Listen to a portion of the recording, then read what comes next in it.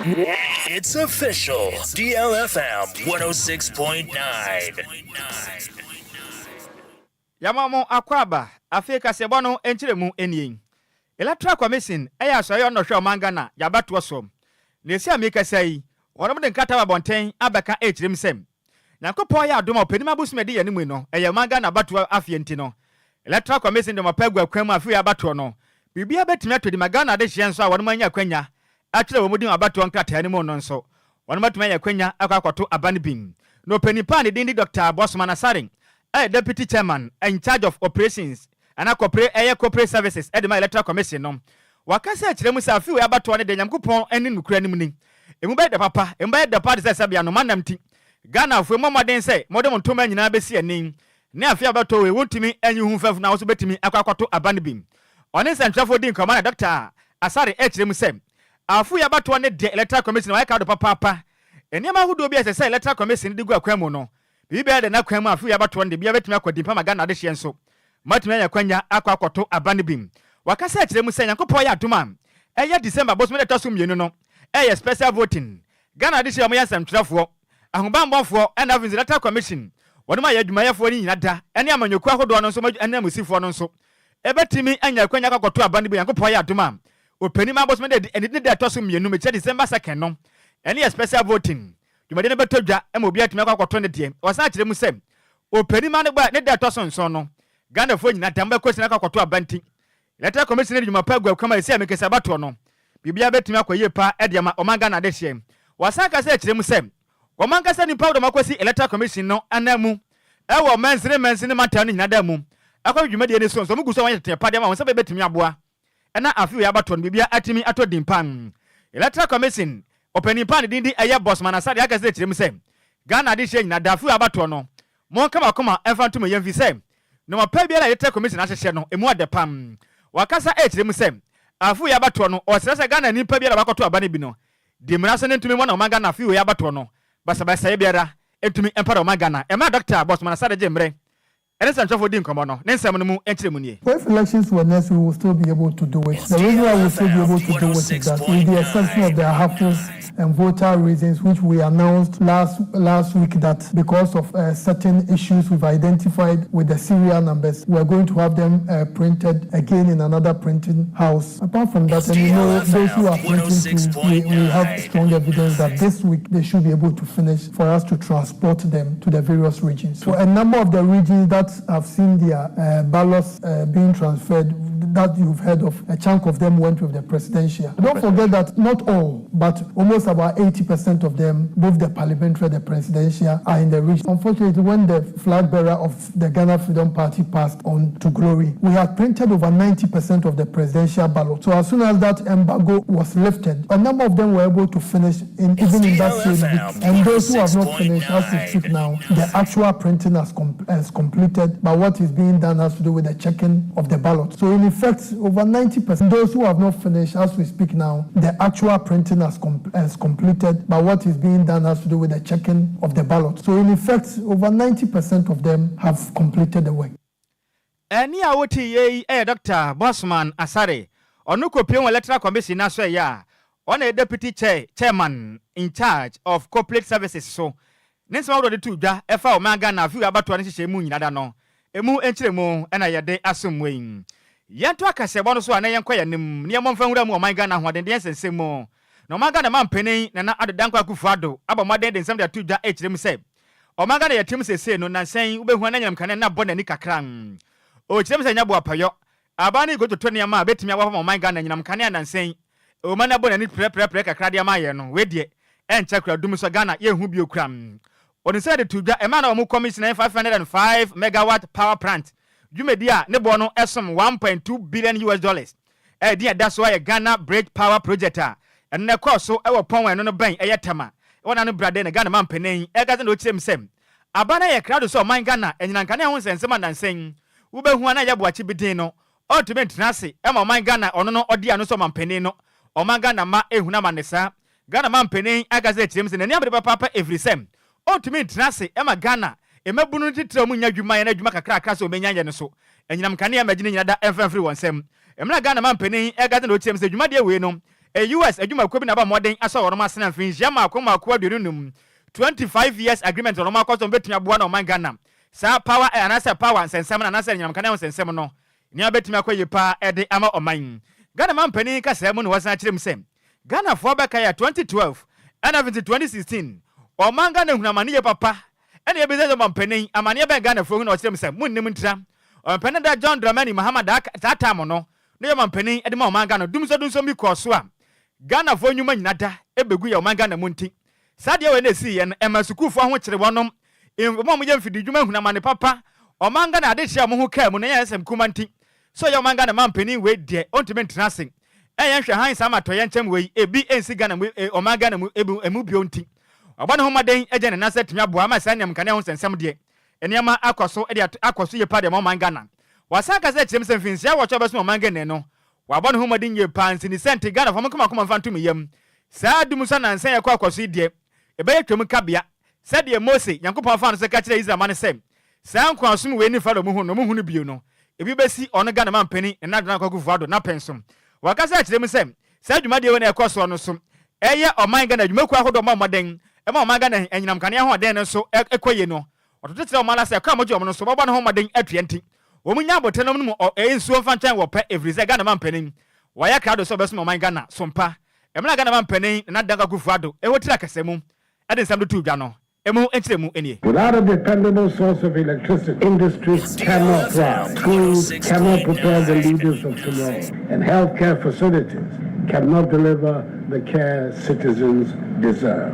All of us remember the unfortunate, difficult periods of Dumso between 2012 and 2016 under the presidency of the perennial NDC presidential candidate, John Dramani Mahama, when systematic power outage disrupted lives and livelihood across the nation. Those challenging times tested our resilience and our resolve as a people. Today, as we stand together to inaugurate the Bridge Power Station, we send a clear message to every Ghanaian. Ghana will no longer be held back by the energy shortages of the past. We are rising above these challenges and creating a future in which our energy supply supports our ambition, not limits them. We are overcoming the barriers that once stood in our way. Endeavor Energy's partnership with Ghana is more than just an investment. It's a pledge to support our nation's ambition through affordable, reliable power. With this facility, we are ensuring that the power needs of today are met whilst preparing for the demands of the future. The Bridge Power Station will provide critically needed megawatts to our national grid, immediately reducing pressure. The needs of today are met whilst preparing for the demands of the future. The Bridge Power Station will provide critically needed megawatts to our national grid, immediately reducing pressure on our existing infrastructure. Eni awoti ye aya Ghana man pene nana adodankwa Akufo-Addo ene wochirem so manga na yatim sese de enyinam kane ho nsensem edu ba bia na ya boachi bidin no we de be yatwem kabia fara wo hu ne nei wo hu ne bio de bia lada emu enchiremu ene yede asum wein yato de yara gye mensam ka se bo no so a na yagusu a ejiremu e wo man Ghana ho ne ne nsensem mum na chief executive officer edima independent power producers yetwani tia kan se IPP Dr. Eliprim Kwabra Apotogbo wakasa ejirem sem o man Ghana yatim sese no 3 power plants enche bi mbedundum no se be o man Ghana yebetumi akoda sumu ye pa na chena ye hwa de ye pini ho pam ene ebi zo pani se senior man na de anti ana mokeka kazanzem do kyerem hwe munnim ntira abane de yakau eka mo de no nyaka kuma ya dampenifo adanya de aban na adwinse se sika no obetua nti sabe adwuma ya ye ne yenso ye wabusuan ye hwe wonom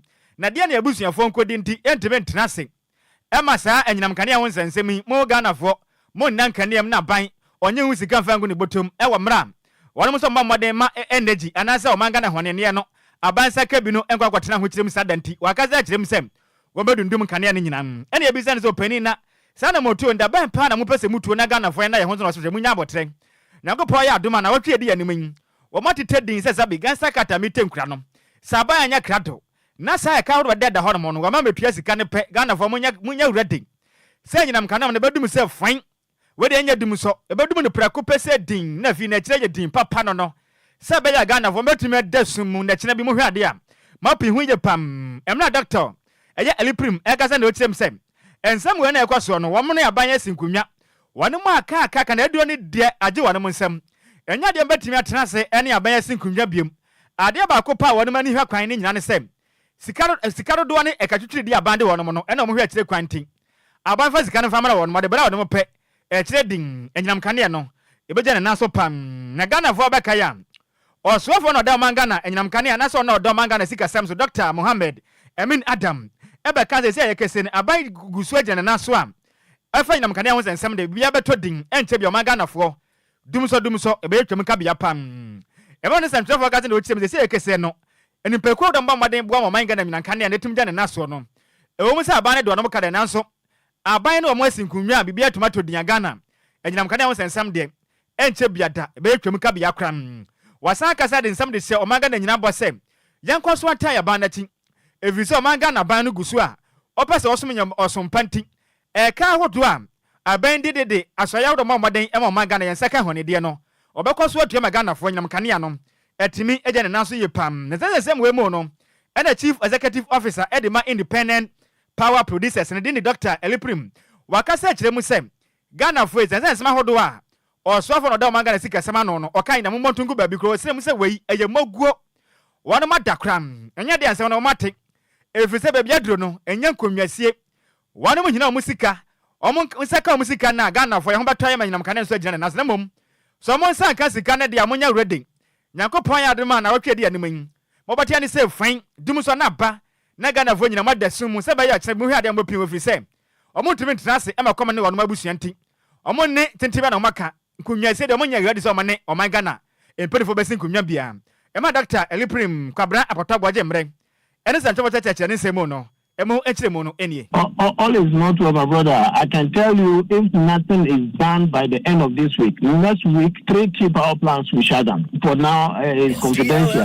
But I can tell you, if nothing is done, 3 key IPPs will be shutting down as well. We've lost count of it. Like I said, the whole of the year has been a bad one. Nothing has really changed. It's still in a range of 2 billion plus. There is no difference that reconciliation will bring out. Because for us, we are very up to date with our numbers on monthly basis, so we know what we are talking about. I made it clear some time ago to you that government does not really know how to account for the power sector figures. They only take our monthly voices and be adding and subtracting how much they are paid. So you don't even have to trust figures coming from them. Not next week, beginning from next week. Like I said, for now, I cannot disclose that. But when we get close, it will become public. If what he said was true, you will get to know from next week. I've made it clear from them. Not next week, beginning from next week. Like I said, for now, I cannot disclose that. But when we get close, it will become public. If what he said was true, you will get to know from next week. I've made it clear that those statements that he made were actually political. He cannot produce any single agreement that he has signed with any IPP public. If he has, let him share it with us publicly for us to see. Chief Executive Officer Edema Independent Power Producers Eternity Ekanese IPP Dr. Eliprim Kwabra apotogbo ana wochirem so mangana yamamade nyina na so ye na yenum nsuo mfantwan wope ye wafutu a yentu Ghana banfo efiri se yankopɔ ya dom na wotwe di anem eka hodo aban ode IPP for no monsa nka pe wono power plant no be shate ni nyina down na Ghana fo ye dasum ye pa se be ye kyena bi ye hwade a ye betumi apene ho ye pa emu enchiremu ena yede asem weyin meka ose akase bo no ayo official pa. It's official. DLFM 106.9. Yetwa kasebo no so na ba Facebook no so DLFM 106.9 kasebo bako picture bako kasebo bako video bako netem wo do wadwen kyerɛ de ba pɛ emere sem no ebekinka ne nyina de amama won so wate won sem ade aba ne nyina no ɛho ano eyem yetwa kasebo no so ayemo mfa nwura mu ɛwa manyase mu kakra na esi amekese frankatini adema MPP osuro kokama nyoko no Dr. Mahamudu Bagomiam wakasa kyerem se yankopɔ ya de na Ghana fo moto aba na ma ne pɛ o mo bete de ne Oma me ho batamo every say Ghana for beka me bi atwam every 2008 ni mo de ba pem 2016 mo bre papa every Ghana for anya sem kuma kwa na ebisa ne say oh chairman ade na ka na say hwe Ghana for amane amahunu no ma mo hunu bi odanti afu ya bato mo ho maden sem yakopɔ ya adom na opani ma boss me de tosun son dupe mo kwato aba na momfa mo nsa hwe soro wat pa na monto aba no fa ma Dr. Mahmoud Bawumia and afin so MPP amanyo kwen o kyerem say abaya ekwa kwatwen ona mampenda da John Dramani Mahama oda NDC amanyo kuna no na ekwa kwapre oye oman Ghana omampani akwamnya no na mo wakasa kyerem say sebe ye betimi aboa enda nkuntaboa ya adwuma nti Ghana ya soto sra mwata abato na yato ya tu wie pa manyafo no ba mu nkunta nkyerɛ man no ne mamu de yankopɔ ya de na abato no dim kunimo pɛ o wakwanya so betimi akɔ ne mpre nu so nti Ghana fo moto abana ma no dim kunimo a obebu nkunta ma bibia tumi ada ho fan ma Ghana fo nso ehunu dwumadi obedi ye nanso sane dwumadi fata pɛ masama na kwanya mosom akɔso ato a man Ghana som no esom wakasa kyerɛ mu sɛ ompende da John Dramani Mahama de oba ye ne mane manso ani na Ghana fo kyerɛ ne sɛ kokɔ tene from maden ete red card ere hwe ne sɛ kokɔ tene fie efiri sɛ wasa pam ne sɛ de Ghana fo maden anwena nkwa akiri na wade me kɔyɛ hwɛ han ekɔto aba no de ma ompende da John Dramani Mahama de a we de mbete mo somia mbabra pa efiri sɛ eba wo bai omaga na sika mapadi agu wo pɛ na ɔde ne nsam yenu bebom na wakɔ akwadi efiri sɛ onum sɛ ne kwa wo kwai ni mra yetia ɔkɔ wo mabiem ɔne akwanya bakɔ gina ne mpre nu so nti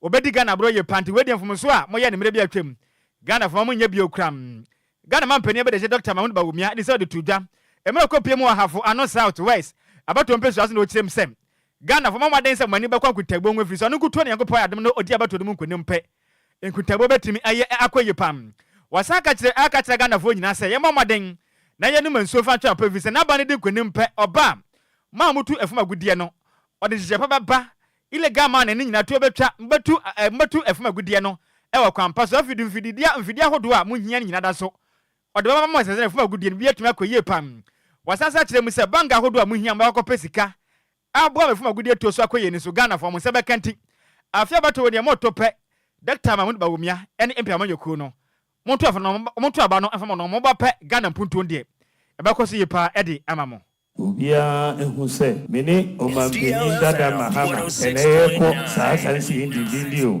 enyasa yemie no na eko ba ono de wabedi omampeni mpen wabedi omampeni mpen enti yetuma no a obetime di omampeni afie 9 pen na okọ motuma mi anyame adom betime di omampeni afie wotwe enyasa erenti motuma mi a mi de mesamba habium abebu akonta enyasa ono de omba habiomo motuma no ababa ni no ode ko ano no mo hunu biom baba ni no oko mi de minimse efie 9 do a mesamba enyasa baba avano south west abebu akonta abekiremo kwan amaye bank eba for miners minerals development bank a bank for miners because mo here efidia mo de beye ejuma no bank no be ma musika na mo ato sa efidie no good mining equipment bank said yaya agric development bank ama ikuafo no minerals development bank ye de be hihye ama small scale miners and miners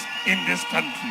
Yayane Sanoa, Ebebuamu Ijumano, me pese muye millionaires. I want you to be millionaires. Ebebuamu small scale miners and miners in this country. Yayane Sanoa, Ebebuamu Ijumano, me pese muye millionaires. I want you to be millionaires. Ebebuamu na yaye responsible mining. Yanko Nsuomu and Koye mining in the river body. We'll do it on land responsibly. Any awoti ye ayafrankatini edema MPP or sunukoko kwama nyukonum. Omampeni ebede Dr. Mahmoud Bawumia na ochirim so obape Ghana fo nyina dati tiri meburu no moboto mbeya de mobeya sikafo ne adefo omamonso matumi enya bi ede ahwemabusia emu enkyeremu ena yede atum asum wein yeto akase bo no so a na yebo ede awuramum ewo chiniye amanyuko no NDC amanyuko no wadum frankatini omampenda da John Dramani Mahama ede sam de atidwa echirem sem afi wo yabato ne de emu beye de o Ghana fo akwanya kase na musa kan sein o chirem sem mayamfumuso bi amiri bi atwam 2016 na motena se eto aba editia NDC amanyuko yi ma man se ayekese Ghana fo mu huna mande ne amu chirem se fifiri bone afiri Ghana fo no enya fifiri papa kura ne senti mo se sam nsan no yepam wasaka se echirem sem omaga na fo be kan kura 2016 na chinsu musa nya kwanya 2020 musa akoto ababiew na wo hwe asanka bra mo bra nka mba mo de adwena kwa akire na musa se sam nsan no to aba na de ama NDC amanyuko na nkaja bra mo brain se de ye Mosi ekwayi Israel ede ofiri nkuraso mu Egypt nkuraso mu no anka otuma beye bi dia nanso Ghana fo entuma nya ne saa ema jesi amekase bra mo bre no anya sem kuma wakasa kirem se Ghana fo afu hedie ekwanya timi apa enfinhia na no ne bre nya so awie afu ya bato afinti mamaden se mukọ senam kwakoto apa ewo panima boss me da toso nson na mamaden a no mamaden fa munsa enfinsi aba no so efa mo mpende da John Dramani Mahama ene NDC amanyuku no efisa mo pa na mo ba Ghana ye ho betuma to ye pan wakasa da tuja se sa Ghana fo anya ne sa da ba papa efisa wo hwe amemo bo ne yekoso oman yimu na adeti ye pam odi sa de tuja awa kyen se ne wo apiema ntamu mra ne nto abo a obo ewa apiema ntamu no eye obubu busu me da so edu nkono mpende da John Dramani Mahama kirem se afu abato ne de manya futo kese enkoma Ghana fo efisa magya mfumuso bi me na atwam nti sanfumuso na afi wadi akwanya banti mamo nya sanfumuso ni bi okram wakasa kirem se ekese no manga no sika se manyina ye omanye huna manen akwaya hodo omanga na munyina da empe amanyoko ya tinima tenasen ene amanyoko ma kanifo abawura omanga na kwayem agwakotu fuma gudie asai omanga na fuma gudie nyina da asai omanga na kwaya ne yensase o kirem se na Ghana fo ade hye fifiri bone afiri ya no nya fifiri panti Ghana fo akwanya amanya mtoto na sekurafu ya bato ne de ompenda da John Dramani Mahama no kuto na ekonti momaden na mto aba ne fama no ba pe Ghana fo ni so ayete na ma ne hunu ne ababere se ayete no eto nyina da betimi atwa mama mpenda da John Dramani Mahama ewotira kasemu ekasa wa chance ne wapiema ntemu no ne nsem no mu ekiremu enie Yeni menyomo omukaye se Ghana nye hiaman se etisika so enso ekom de yen ensem omukaye se omo ayedwuma o Bank of Ghana na sika no wo ho enti ehu ya se ebekwa akọbọ bosia na dia besiesie yeman enyoma ne dia bebre ebo omo hye se district bia ebesi factory one village one dam constituency bia $1 million anka bini ujira hei anka chiase constituency yesika anka e wo se udi omobo nechi anka e wo se yenya any $8 million aka sa $8 million yi anka ebaya anka nyoma ye nana ebubo sui se anka ni na ye ba ha anka omoso ebe se $8 million no anka e die sese constituency no mana yeye enso na ni na nia ye hu ne se na eyade o ebaya anka nyoma ye nana ebubo sui se anka ni na ye ba ha anka omoso ebe se $8 million no anka e die sese constituency no mana yeye enso na ni na nia ye hu ne se na eyade o moka se ne be ya Ghana for the to be be she omonsa eni a woti ye mpenda da John Dramani Mahama ene wo kirem say Ghana mampenen na nadan kwa kufu ado ebe petumi ade nsuti da Ghana fo ka kire say o menya tisika so nanso konfita eku sabia wakoto eto anwapada da so no ebi na eku Ghana fo tisika we de yete so oba pa ye ho beto ye pa do kirem say wadi Ghana hwamo ye panti afu abato ne nsa ye nsan no emu enkiremu ana yede asem yento akaseba no so ne yenyina mu ewanka bupre matem ne yenkopie mum ewa de hia wanam watemma de wenya kwan no so prampram abato mpesu aso wanam kirem say say kese no traffic ende we kunu wanam saa ne nyina ne say wanam akwan asesei empemfo ba sha wanam bo say wombesiesi akwan mamfidie mpoko so na say say kese ayabuachi bi den akwan ne nyina ginsemu enti omudi akwan ne ba okwan no so pe oh fifire pe free wanam nyasem kuma kran ahyankafo ne bia gemre ne de kasa ba kasa kirem sem enfifire free wanam no nyasem kuma omo bro omo huna ma ne dodo nti omo ntimi ntenase ehuna ma ne yete senti Ghana ban bomode asesa wonsa no na adehia mo omo fa de hwenya na afen so prampram ene tema kwante pon no so no enfifire bone efiri wanam no ne mantimi kwaye pam adehia kasa kirem sem saba anya ne sanse sie kwan fa ma omode a afu ya bato ne de ombetimi akokoto bi na mo tope ombeto de tiempe amanyoko ya otia banso ye fisai why na dwese do betimi abo adehie no adehie na kasa tinzo kopie mo titi blooders and afin so eye frozen zone dancing ho no na e wo pom bali ape adehie ne breba trafficking etimeche saa fitianopa egopema natwom wono ma kasa kirem sem eduba bi mpa ka ba ko betimi agina ho saa bias na ba de zen ye edunum 15 minutes na kan ntumi entu ko na ne ba kumpo omo kirem se montumi trase entu aba ewa mna ban be sha mbo se betimi sesi akwana esi amekese no akwana nyina da adem future se ko oma de afuto de ma ban se enam se afi we ya bato afinti Ghana ban sa wompo adehye wodo enya ena fi suprampram ene tema kwantempo no kosiesi sente sade afi abato no oma made atwe red card e de achema kwakwatenase no wode wani kotu awi se de ahwede ma benefise omuntumi tenase ma fifiri bone efri adehye a wono mpotem honom emra mo gemre ɛne deɛ ɛkɛsɛ bɔtwetwe nkɔmmɔ no wɔn mu akɔsɛm no mu ɛnkyerɛ mu ɛnie. We dey suffer in Ghana too much. They are suffering in Ghana too much. Since I've been in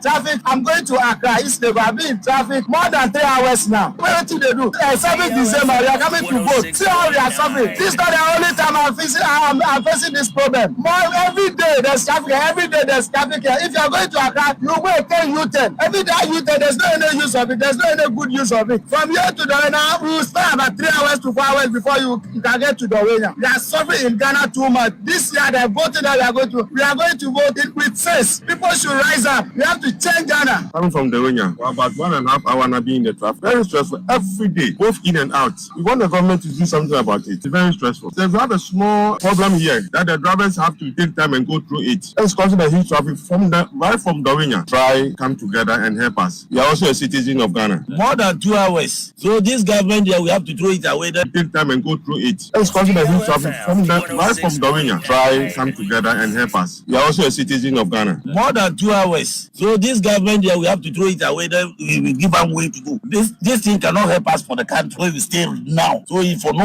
not go do any kululu for anywhere, we tie up as them. Any awoti ye aya deshia. Wonom efa Dawena, efi pram any tamakwante pono so.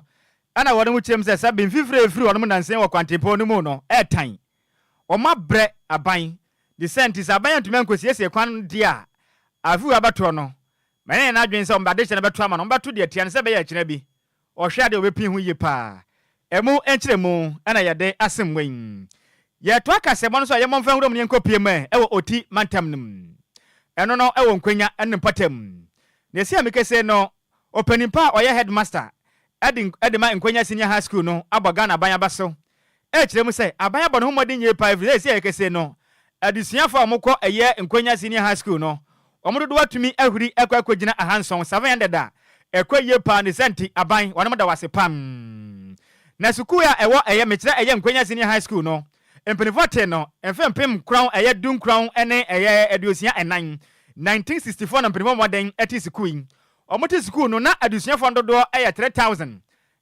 aha na ba moden ɛkɔhyɛ ase na bibia etimi ɛkɔye pa na nse du baabi no ɛyɛ nkwanya na afin so alavanyo entekwa so de yenti adusuafo no nyina da etimi jeja school ba bedu baabi no school no ɛkɔyɛ boachi bitin ɛma so teya ma na bɛka adusuafo ba de sɛ ne 100 or hapɛ ɛna ka yenti school na du baabi no ɛkɔgu sɛ to ɛma kɔyɛ nsɛmpim na headmaster ɛde school no na nsenya da ɛna bɛtɔ odwa sɛ nkwanya ɛyɛ senior high school no ba moden ɛde omfinsia da na taso ɛyɛ aduosia 60 na dwumade ne kɔ so yɛ pa na headmaster Edema Enquires senior high school no ɛyɛ Mr Moses Kwabena Ansa ɛde to dwa sɛ yɛkɛsɛ no ɔda mpanimfo ase titiri ne Ghana ban sɛ watumi abɔ ne ho mmɔden paa ma ɛyɛ free SHS na ɔde baayɛ no adusuafoɔ no ɛtumi akɔ so paa ma ɛsiɛ no nneɛma ɛtumi kɔ yim ɔkyerɛ sɛ ɛsiɛ schoolfoɔ no dodoɔ akɔyɛ 756 a nneɛma kɔ anim yɛ panti aban ɔda wase yɛ pam Mr Moses ɛyɛ Kwabena Ansa asan ka sɛ kyerɛm sɛ ɔmo de adesra de to abayanim efiri sɛ edu baabi a nema ntimi nkɔyɛ di school no dwumadi ahodo school no ma bangalows nema nkɔgye edu baabi nema ma ɛyɛ basa bisi basa de ma wɔnom ɔkasa ɛde adesra de to Ghana abayanim sɛ ɛyɛ computer lab no nso nema nkɔyɛ kura mo hia nema ICT nema ahodo no mo hia bi pan ana afin so books ahodo mo behia wɔn lab le hɔ no nso abanfa mara wɔnom ana afin so ɔno nkasa ɔkyerɛ kyerɛ ni headmaster yi onya pick up kito betim de ni juma frisa metimi baso a agye so kwatena trotrom ati fifire sa ne senti ane so nya de a ekoye kranti aban wode mo ehia ka de juma avin so school fo ankwada na so ehia ka bomade atime ko fo no de aba school mo no senti Ghana ban bomade nse bomade na school no so mo ne ko na timi mo ana nkonya sini high school no so eniema ankoye pam emla woni yensem training na na dwempa the second twetwetwe nkwamo e o timata ne mo no headmaster Moses Kwabena Ansa ensemono emu enchiremu. I'm Moses Kwabena Ansa, the headmaster of Enquires Senior High School. Yes, so we are celebrating the 60th anniversary of this school. The school was established in the year 1964 and we are 60 years and we are celebrating it.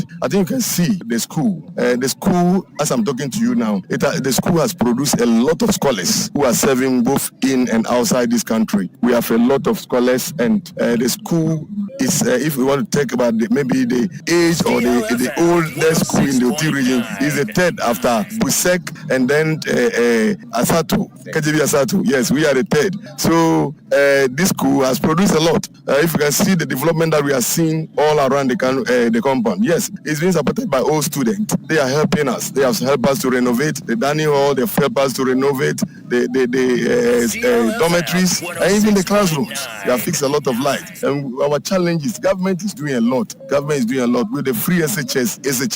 It has doubled our enrollment, and government feeding the student alone. It has taken a lot of burden from parents. But yes, Oliver Twist, we need more. You can see our projects. This is the dining hall project, and it has come to a standstill. Yes. Ni awoti ye ukopiemo awo oti mantam ni mu a ono na oda Nkwenya Senior High School na nom ne den ade Mr. Moses Kwabena ansa na otirem say abia je bi frese jesna manema konkan na nso nyama bebere na Nkwenya ntiaban omre wonom emwa na ba Facebook no so DLFM 106.9 mra dwuma de ni todwa no videos ahodo wa todwa yensem twere ne nana adwempa a otosim yenu the second ade bre ye nso ada Facebook no so a etwa go pam enu achi dwuma de ni course no assistant girls prefect ede my school no eye ehyiate elolensia no so jemra ne de ye kasebo yensem twere ne nana adwempa he na otosim yenu kasaye ena wo kirem sem school no omo ha bebre na wono mo famum o chance bebia omoda ayensem pi assessenti bebena dada foma nioma enkonkan kram afizo ma kirem sem omo classroom so bebia omo tenasua ade ne nso nioma nkwaye ndiri senti Ghana de sham ka biegom ene abam na wono momoa afizo o kirem sade ba kon a eha adwenje pa ne se school nya de ampanifo atimi aje bande afa ho nti aban maje ban fa ma wono se betimi aboa na ho ba mo nsem so atimi akonkan pa e wo school no emu.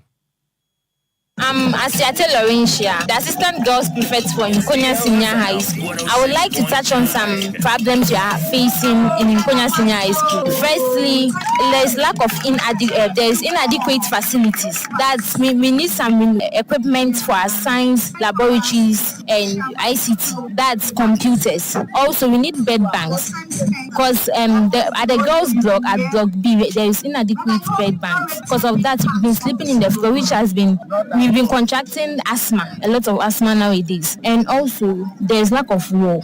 Making town people to troop in at night, causing damage and stuff. And also, there's inadequate furniture. That's classroom furniture. You know, it's my first time, for my first day, when I was in JHS, I never had to celebrate any anniversary like this. So, for now, I would say it's a very nice thing to do. Yeah, it's a very nice thing. And also congratulate all the old students for making this thing successful and possible.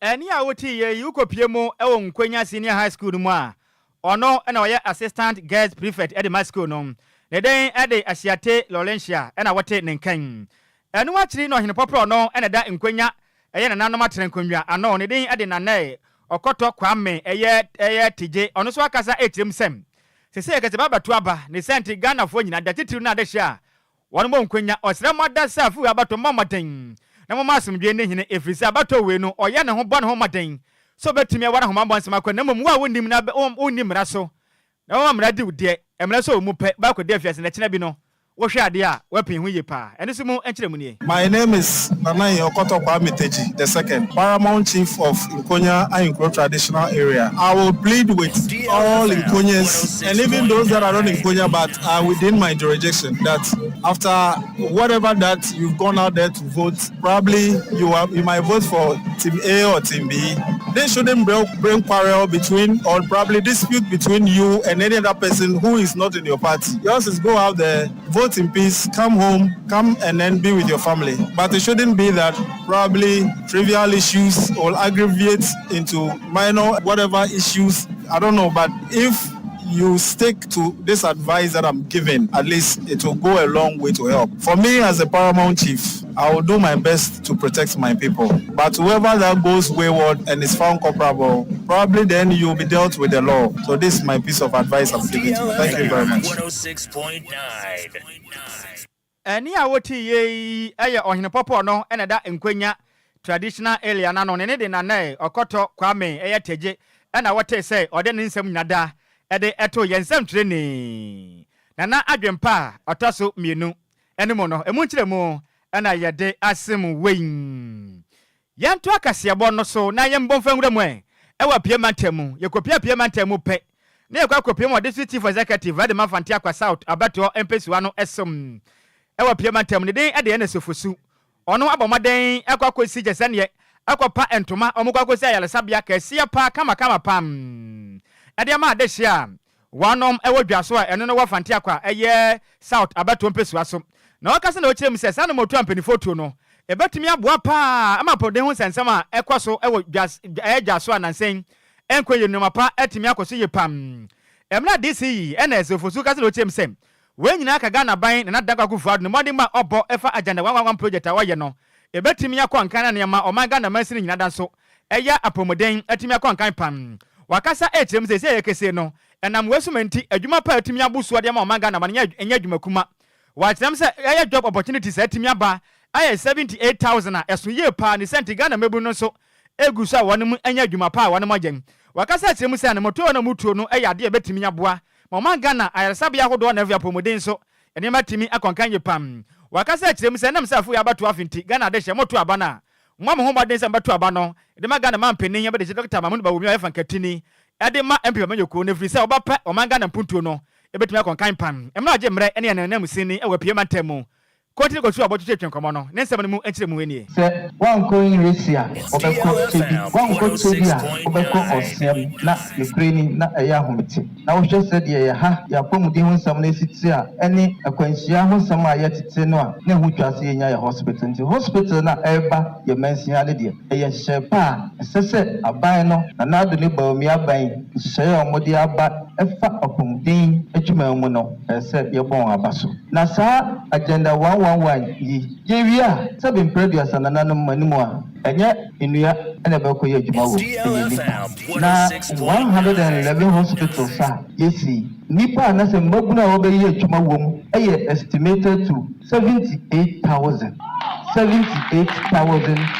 nipa ufra ye be form omo ye adwuma wo anaso ebra yesi ye de bo baako ekun enoma mienu ye apomuden hu adwuma no na yesa ye adwuma hu adwuma ye ni adwuma ye ene ye adwuma ye ene sudo ye adwuma ye enti so abayi oye apomuden ohye ni ye no na eni a woti ye ukopie mu ofanti akwa south abato mpesu aso a ono ene ye de chief executive edema wonom ne den ade NS ofosu ni nsem nkyeremu ena yede asumwei enu wachina outgoing member of parliament yede ma de shiam one more fanti akwasa o te ye kofi ochejekum onu dodo na abon mra ne se alafat onu su chirem sem eni se mayoko na monte so na mokasa egu Ghana mampenin na dangwa kufuado ena afia mpem mayoko na nimu ase echechere nsem mu sem o ma kwaje bosia ye 671 billion Ghana cedis esika mfa so amaso wakaze chirem sem wo hyeje na wangwangwan project a omo eye ya ekwankan ni senti eni se mayoko ni nyasansa na mokaka kan afinzo wo chirem sem eni sama yokona batena so mamma bra bia ntina Ghana for pambo munti tata sama do mokeka no eni mugwase nte munya kakra wakase ekyem sem abana bekoso abon ho mode Ghana for nso atuma ya dwuma pa atimi aye omenya wa more calculation e fa so no nto mu amuta eti we eti ena ya boka abaya bobisia bebiri yehu bita abaya mobisia anka yenya agenda 111 abaya mobisia enka yema enya free SHS nko enti bisia bo enye adia ehadri jodi beye no ene ho hia na entrodin so ekoso Sama Mahama, Sammy, Sama Kufo, President Kufo, Eddie Apunyanoma, NDC Mahama. Na Ghana nyina ya bisi ya bone 9.5 billion. 9.5 billion. Uwa calculate million. Mahama, ereni nenko fono. Omo free ano. Na omo di yakana free 9.5 billion ako 122 billion. This is for omo calculate percentage English. Any awoti ye outgoing member of parliament in the Madesha. Wonom ewo fanti akwasa abato empesu aso ne den ade kofi ochire ajekum nido abon mra ne sei alafat ne ana wote yin ne kwakram na dwase hene barima kofi amani ampon ene yensem twe ne kontini kofi otwetwe nkoma na wo kirem sem odai disi yase papa ene modem bo ene chisane apayar sabi ompesu musidima wonom no otawo ma chipa oba no ho moden se contract oba be ye apomuden no anasa ya sabi so bata na chima dwumedi ompesu mudie no eniama atimi akonkanye pa aye lejesem elete amaju asomai se yewo honam mrepia ebiribia so se ye twakwan bi bema ko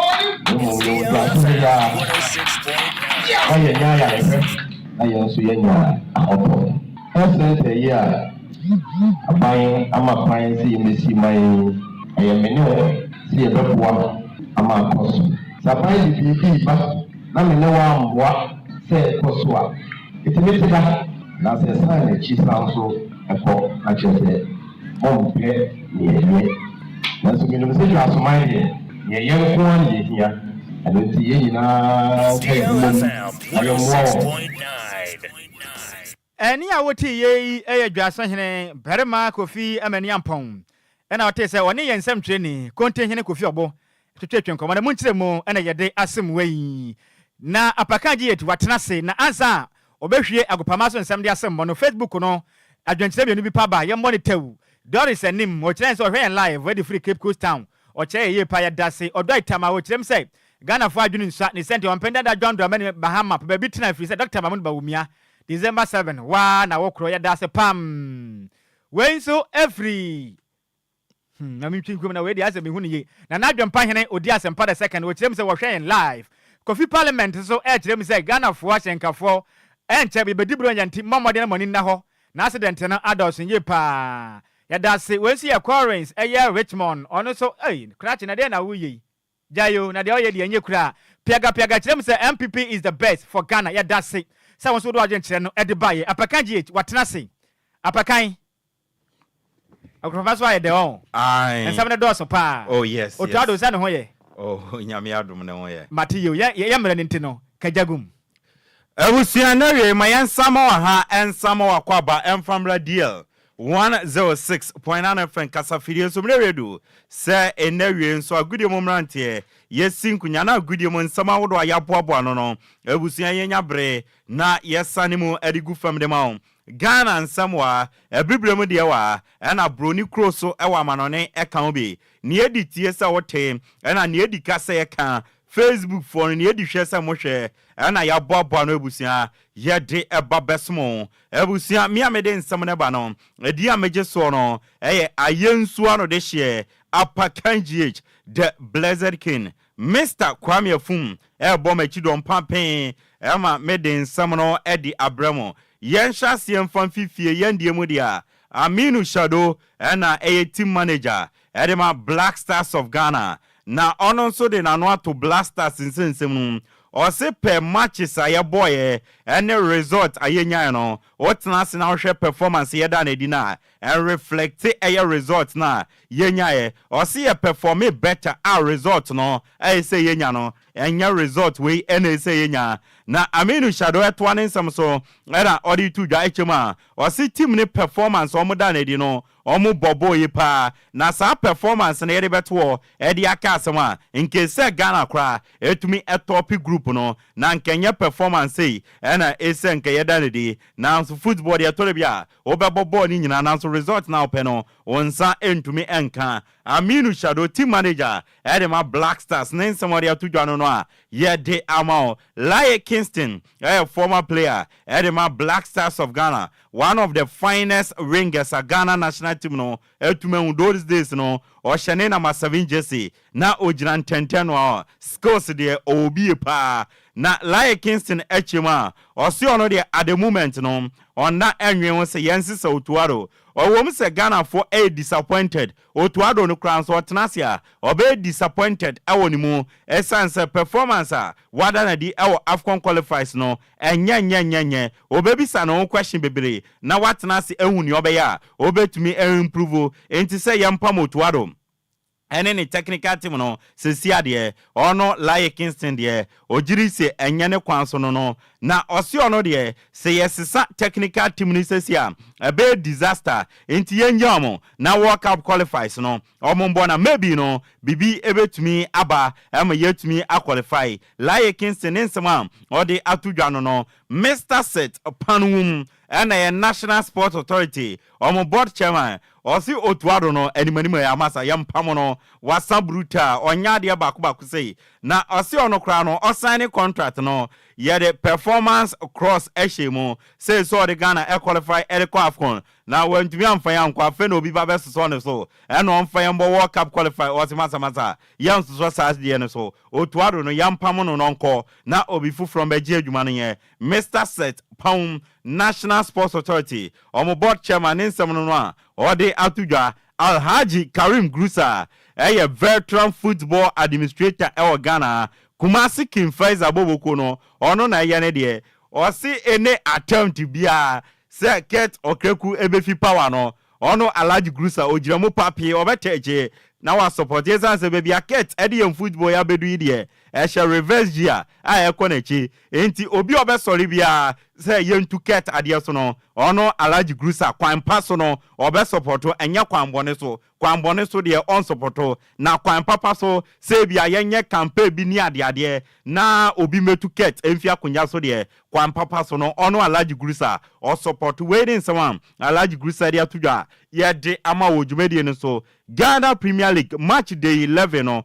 na otwe ene todwa Fatah Dada Ghana Premier League team of the week of 11 no say ene ekokoye goalkeeper no eye Zuka Masaudu or Young Apostles Obenya Christian Owusu or defense obi or Dreams FC na wenya Remember Boateng or Accra Lions Nuruddin Abdullahi or Mediama ena Oko Gripman or Nations FC omo ena form back four no Oko eye mfinfinwa Obenya Nana Kusi Asante Vision FC ena wenya Boa eye Regan ono so ewo Bechem eye United enso na wenya Kwadwo Jesse Legon Cities ene na few eye Sulemana our Nations FC ena Samuel Prempe our Young Apostles ena Hamza Isa our Hatofuk omo ena LED lines no coach no Abubakar Watara our Hasofuk 4-4-2 formation ena obo wa yede awonsam ede asumo Dr. Prosper Natogum coach Edema Santi Kotoko o se Kotoko no goals dodo na omo nhye no ni nyina akwakoye nde no position any sana omo awareness no omo beye niye na sade ne de animanima ya no positional awareness no obeye nwo adwuma sana beye akotoko ebetumi posi omo ye ewo 18 box no ni ade na goals no etumi aba na Dr. Prosper Natogum eto ne nsam so no de tudwa se kotoko supporters no obesremo 4 consecutive games omelusu ebufu ostro monka mukuma ntomu yam obe fixe nyama na what turn things around into obesremo monka mukuma ntomu yam ebufu no entumi emra from waiting sama Dr. Prosper Natogum Asante Kotoko coach ede atudwa yede ama Ghana Women's Premier League no after match day 4 no say ena table net Southern Zone Jorina Ladies Erican 12 points Army Ladies etos mienu 8 Hazakes Ladies etos miensa 7 ena Police Ladies enso etoso eye enaya almost was 7 Soccer Intellectuals ena etwatwa almost 1 point Oko eye Northern Zone ampem da kwa Ladies Erican 12 points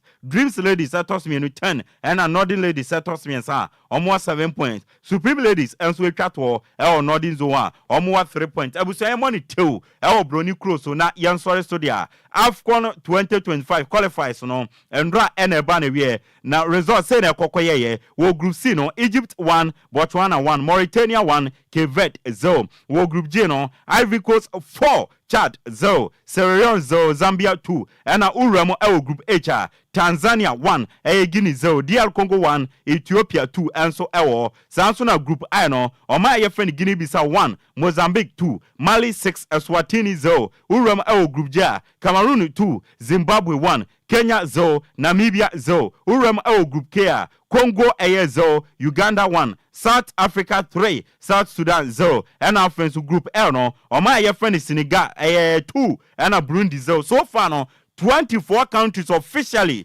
qualify to AFCON 2025 Morocco no say ena etime man ama Ghana enkambi Morocco host nation Burkina Faso Cameroon Algeria DR Congo Senegal Egypt Angola Equatorial Guinea Cote d'Ivoire na Equatorial Guinea for the almost history pa ena eba afi AFCON so na Cote d'Ivoire kan Gabon kan Uganda South Africa Tunisia Nigeria, Zimbabwe, Zambia, Mali, Comoros, Sudan, Benin, Tanzania, Botswana, and Mozambique. And Tanzania, no kwa AFCON, Ghana, and Kobe, baby edu, and no. Into 24 countries are qualify AFCON 2025 no. And medio mudin edi amount no. Ye UEFA Nations League no. and match the 6 games in Bitoja. Bosnia and Herzegovina 1, Netherlands 1, Hungary 1, Oma Yefani Germany 2. Na country Omudindi Hungary now so coming end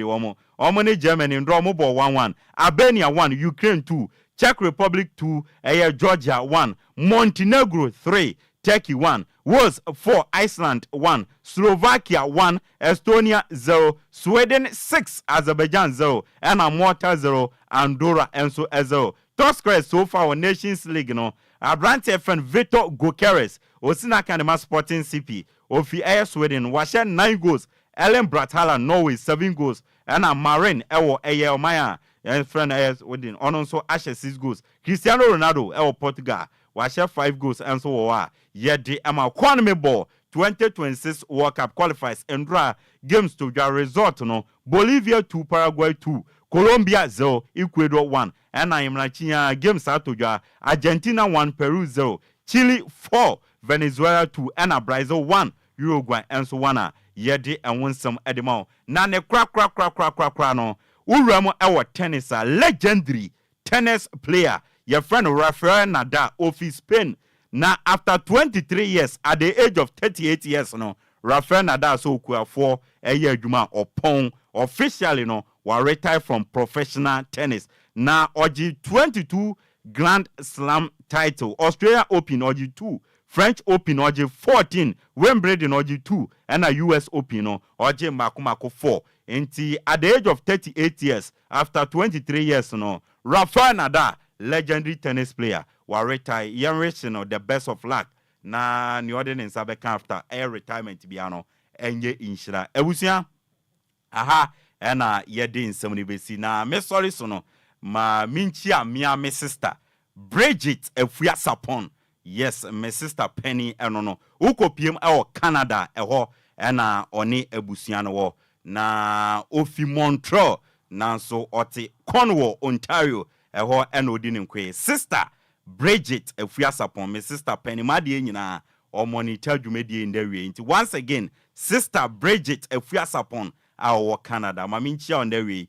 Or Father di Lumba ni agro cry nti DLFM no de bia say o monitor ni nti once again sister Penny Bridget Efuya Sapon mama nchia on the way na me na wase sa bribia o monitor wo futuo on cry hye ni nyina no me das nyame nhraw na omo one makonta ne me wo fase afo ni nyina wo ban na ne amoye o Canada obia no on to nhira nso nguso na nsimu ye na bibia nkonkan amfama mo ebusia me amede agudie mu nsam no e de bae no ye mienu ye frame ayensu ano de hye apakanjage the blessed king na Mr. Kwame Ofum enso ebo machi don pampen epiepia nyama e de support me ebusia Nhyiraba esomu na waye ne skirmishes no appropriately na ya so Nhyiraba so mu apakan me da se Saudi agrupa ma so sem e de asomya wakase bon emum na sa mesore so no we e ya woda kese happy birthday enko enfama Isaac Kwabena Pepra Isaac Kwabena Pepra dodo na bomra ne se berma 10 gram Kwabena hofe wo wate official town na we every DJ Afiba oye adwuma o DLFM 106.9 chain no se yemfa woda kese we enfama wo kirem say DLFM wo mfa ni agro krante na ye wa wo dai die berma wo din dia se Kwabena Pepra dodo bomra ne se berma 10 gram Kwabena hofe wote official town ka bopure mantemo DJ Afiba se mo awoda pa twede ampanyankopon pagyaw onye okese na afiwe insurance no emu su ye pa na eche say Afiba kirem se wo ye adwuma wa eyete an contracting limited e honom na wo ye adwuma nti afiwe inshira no emu su pa na nya kese pa emfama we na Ghana de hye na ebegina we sina kese boy ensa so ene awia no yade ni nyina ebesie kofiteda de me kopia on Facebook no so ma won so winya bi ehwe ede mamen menso be kwano kwatere kwade kase bobe so mawie no edi ameje so eye Nhyiraba Kwadwo Sammy bi mi sare swing na nadwa silki obetena sen na ode diala wadwumadie no ede atwa so de mon sent makasa afidie no enkwaso da DLFM 106.9 mu bibia mu edi tia adehye